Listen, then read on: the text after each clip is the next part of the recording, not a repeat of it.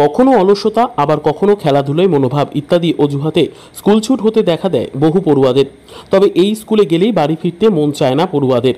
কারণ জানলে অবাক হবেন, মাস্টার মশাইয়ের স্কুল ছুটির আগে এই ক্লাস মন কাটছে পড়ুয়াদের। বিদ্যালয়ে গাছের ছাউনির নিচে স্কুল ছুটির সময় বিভিন্ন রকম পশু পাখিদের ভঙ্গিতে আওয়াজ করে বিনোদন দিয়ে চলেছেন মালদহের ইংরেজবাজার ব্লকের ফুলবাড়িয়া গ্রাম পঞ্চায়েতের বালুপুর এসসি প্রাথমিক বিদ্যালয়ের শিক্ষক কাঞ্চন কুমার ঘোষ। তার এই মুখ কণ্ঠস্বরে আনন্দ মুখরিত হয়ে উঠেছে গোটা স্কুল চত্বর। বর্তমানে 59 ঊর্ধ্ব হয়েছেন কাঞ্চনবাবু। বয়স হলেও প্রথম থেকেই নিয়মিত ক্লাসে আসতে ছাড়েননি। বর্তমানে তিনি সেই স্কুলের ভারপ্রাপ্ত শিক্ষক হিসেবে দায়িত্বে রয়েছেন। তবে সামনের বছরই 2026 সালে অবসর নেবেন তিনি। সেই সময়ও স্কুলে এসে পড়ুয়াদের স্কুলের প্রতি টানকে টিকিয়ে রাখতে একাধিক পশু পাখিদের কণ্ঠস্বরে পড়ুয়াদের বিনোদন দিচ্ছেন কাঞ্চনবাবু। স্কুলের করা হচ্ছে এই কারণে যে ছেলে মেয়েদের পড়তে পড়তে একঘেয়েমি চলে আসে। তো দেখছি যে ছেলে মেয়েদের অনেকে আবার লুকিয়ে প্রথমে কিছু ছেলে বাড়িও চলে যেত, উৎসাহিত হতো না। তো জবে থেকে আমি এই বিভিন্ন পশু পাখির ডাকের মাধ্যমে এগুলো করতে চাই।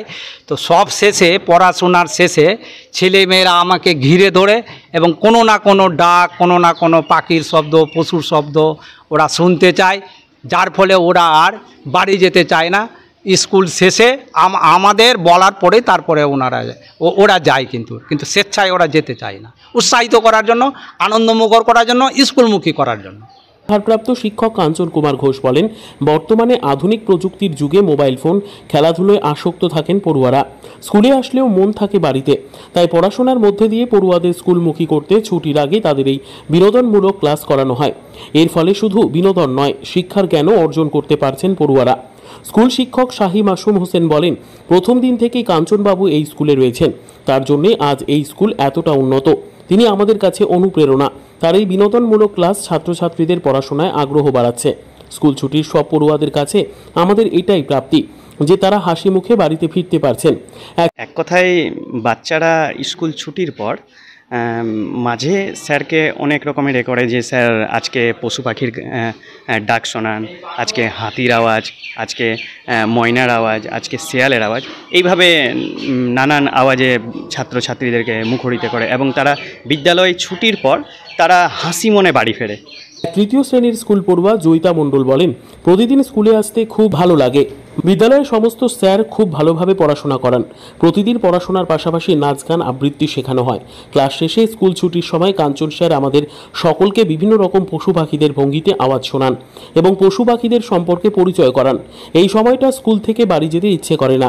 স্যারের এই ক্লাস করতে খুব ভালো লাগে। সবার শেষে আমরা নাচ করি, তারপর স্যার আমাদের বলে যে তোমরা বাড়ি যাও, কিন্তু আমাদের এই স্কুল থেকে বাড়ি যাবার মন করে না। স্যারকে আমরা বলি, স্যার আমাদের অনেক রকমের পশু পাখির আওয়াজ শোনান, তারপর গিয়ে খেলাধুলোর দিন এগুলো কথা বলি আমরা। ময়না, টিয়া, ময়ূর ইত্যাদি এগুলো পাখির ডাক শোনান। বর্তমান সময়ে অনেক স্কুলেই দেখা দেয় শিক্ষকদের অলসতা, যার কারণে স্কুল ছুট হতে দেখা দেয় বহু পড়ুয়াদের। তবে এই স্কুলের পড়াশোনার ক্ষেত্রে এমন সক্রিয়তা এবং পড়ুয়াদের উপস্থিতি নজর কেড়েছে সকলের। মালদহ থেকে জিএম মমিন, লোকাল 18 বাংলা।